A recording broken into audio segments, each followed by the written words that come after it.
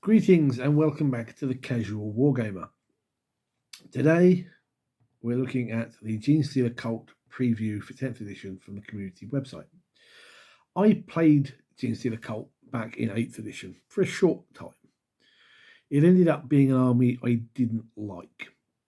Not mechanically, it just wasn't an army you could play the way I wanted to, which was focused more on the Brood Brothers side of it. You had to play aberrants and the purely Genestealer Cult options, and even then it just didn't really work for me. But it is a very interesting army with some very interesting rules and a very interesting way to play. This 10th edition preview has sort of shaken it up a little bit. It's going to be very interesting to see how Genestealer Cult work now, because there's some, well, let's see what you think. The default army rule for Genestealer Cults is Cult Ambush. And there's a couple of things to raise with this, and I'll see if you spot them. Each time a unit with the Cult Ambush ability is destroyed, roll a d6, add 3 to the result of its battle line. On a 4+, that unit is placed into Cult Ambush, and you can place a Cult Ambush marker anywhere on the battlefield more than 9 inches horizontally from enemy units. If this is not possible, the marker cannot be placed. If an enemy model, excluding aircraft, ends any kind of movement within 9 inches of a Cult Ambush marker that you placed, that marker is removed from the battlefield. At the end of the reinforcement step of your opponent's next movement phase, for each of your Cult Ambush markers still on the battlefield, you can select one unit from your army that is in Cult Ambush and set that destroyed unit back up on the battlefield using the Deep Strike ability, containing all of its models with their full wounds remaining and with at least one of those models touching the Cult Ambush marker. Characters cannot be returned in this way. Okay, the first thing is this is, to me, replacing, to an extent, the blip tokens, where you deploy at the moment and you put blitz down and you choose what's what. But two things really sort of grab me here. One, I'm assuming this doesn't apply to things like Brood Brothers. This is going to be your Genestealer Cult infantry types. This effectively means, if I'm reading it right, that you have an infinite number of units in your army, and you can keep bringing them back again and again and again for the duration of the 5 turns of the game, obviously.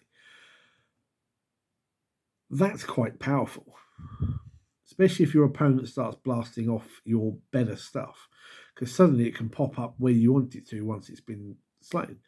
The other odd thing is, unless we're missing something, or it's just Games Workshop's weird wording, if a battle line unit is destroyed, you roll a d6 and add 3 to the result. On a 4+, it goes into Cult Ambush. Well, my maths say that 3 + 1 is 4. Therefore, if it's a battle line unit, why does it not just say it automatically goes back in?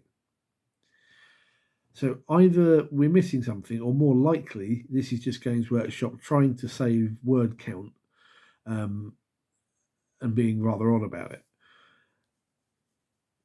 But it's an interesting mechanic,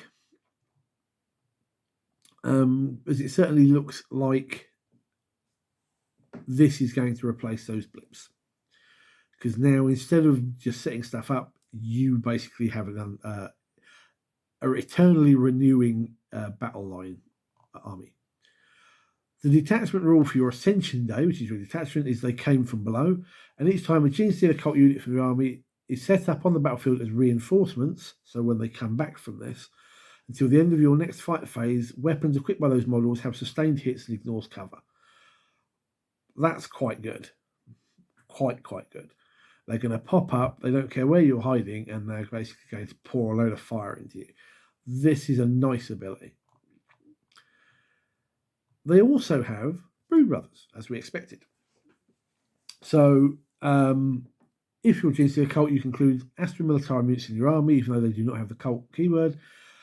And the amount that you can include depends on the size of the game: 250 for incursion, 500 for strike force, 750 for onslaught. None of them can be your warlord, none of them can have enhancements, and you cannot include any of the following: epic heroes, Ogrins, Ratlin, Militarum Tempestus, Commissars, Regimental Preachers, Regimental Engineers, Unitorum Servitors, and Aircraft. So that opens up a lot. I mean, that's not just all your infantry types, that's Lehman Russes, Field Ordnance Batteries, Death Strikes, Bane Blades, you name it. The interesting one for me are Ogrins, Ratlins, and Aircraft. Why would the cult not make use of Ogrins and Ratlings? Surely they are just as susceptible to the invasive Genestealer genes as everybody else. I'm assuming it's simply because you've already got things like Aberrants and the Jackals, which are your sniper types. So Ogrins and Ratlings become redundant. Aircraft, I don't know why, because I remember when I was playing GSC, I was very tempted to actually get Aircraft and use them. I kind of liked the idea of, although I never would have bought it, I did kind of like the idea of having one of those big Forge World bombers with GSC symbols all over it. But why can't they take Aircraft? Surely that the airfields are just as susceptible, and I don't believe that GSC have any flying options anyway. So why not? But hey ho, at least it does seem like you've got more of a potential option for using Brood Brothers now if you wanted to than in my time. We get 2 unit previews, Neophyte Hybrids. These are a basic battle line unit, 6 movement, 3 toughness, 5 up save, 1 wound, 7 leadership, 2 OC. Basic variety of weapons ranging from pistols and flamers up to heavy stuff like grenade launchers, mining lasers, seismic cannons, Webbers. Nothing that's particularly high strength, nothing that's particularly high AP apart from those particularly heavy weapons like the mining lasers. And nothing that's particularly high damage. It's a basic infantry unit. However, I do note that it has the deep strike core rules.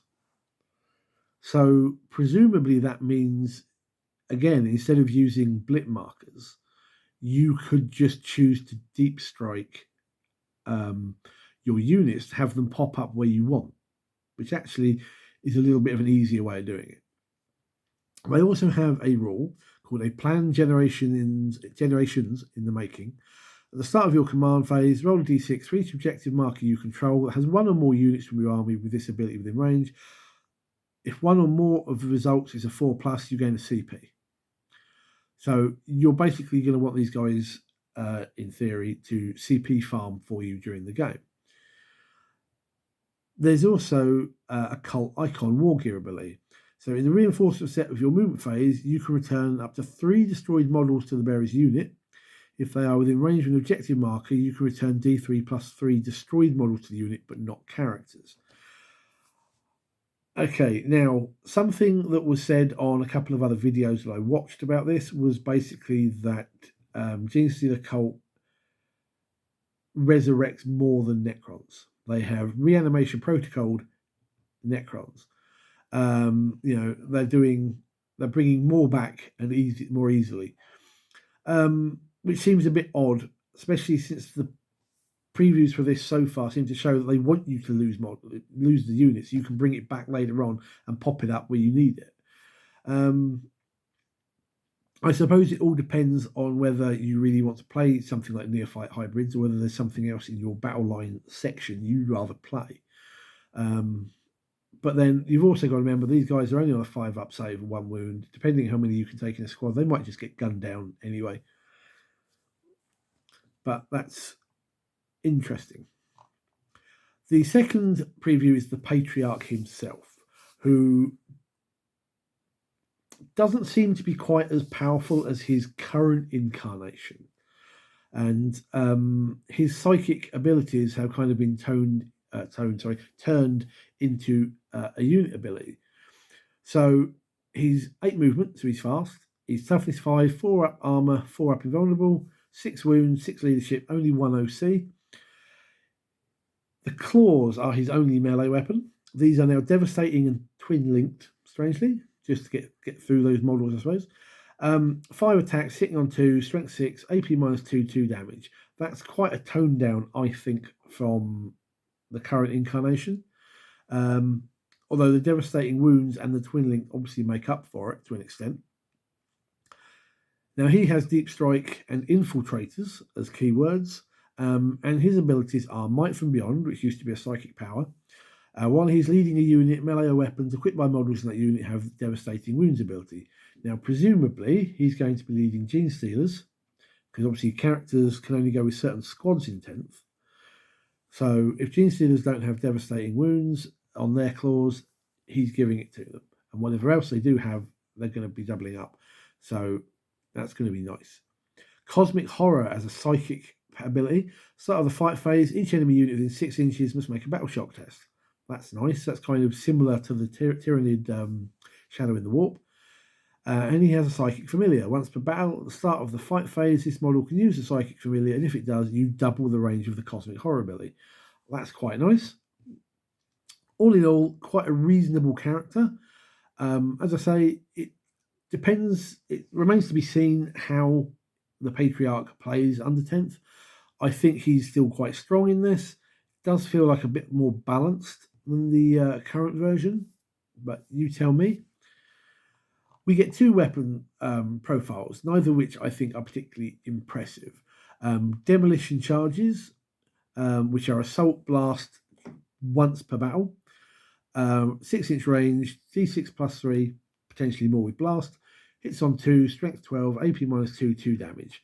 If you really need to get rid of some elite infantry, maybe, or try and get some wounds through to a tank, not bad. Once per battle, though, per unit. Acolyte hybrids, I think it says it is. Reductor Saboteur, there we go.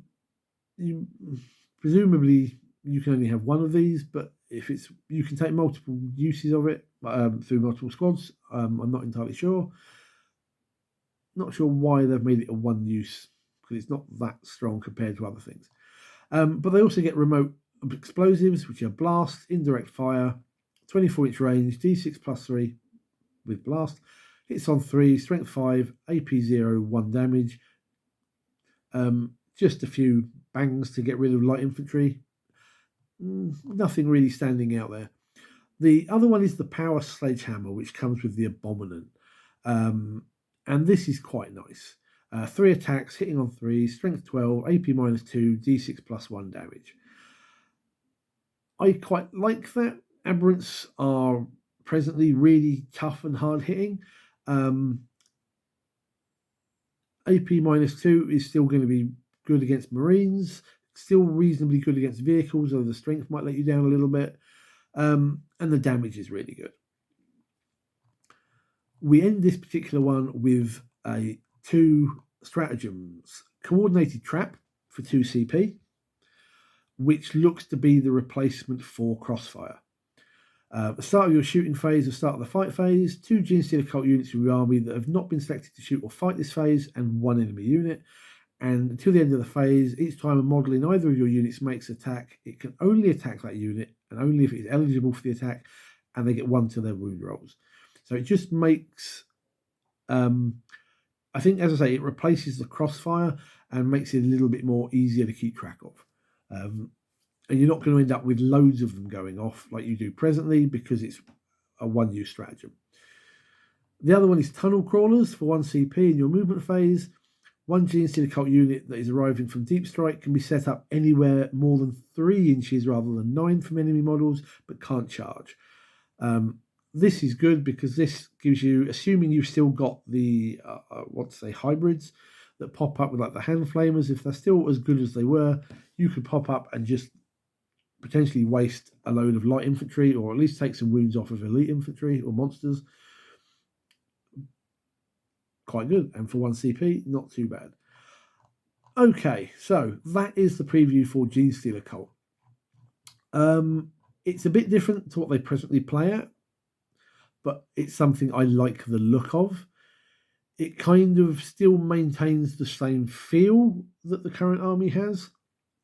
They're still going to be a pain to deal with, popping up wherever they want every so often through the cult ambush. They still, at the moment, I kind of feel that you're forced to really slow down your own advance to stop them from popping up behind you through various stratagem. You're going to have the same thing here, but from what we've seen of the missions or the mission deck for 10th edition, I think they're more likely to be trying to pop up around objectives in order to secure those extra CP and so forth. But we shall see. It's definitely an army now that's a lot more maneuverable effectively than it was before, and you're going to not particularly want to kill an entire unit off. So bear that in mind. Anyway, what are your thoughts? I quite like this review. I think it's a nice little preview of what's to come from GSC. No complaints really, which is good. Thanks for watching. Give us a thumbs up, drop a comment down below and hit the subscribe button. And I will see you guys in the next video. Until then, take care and good gaming.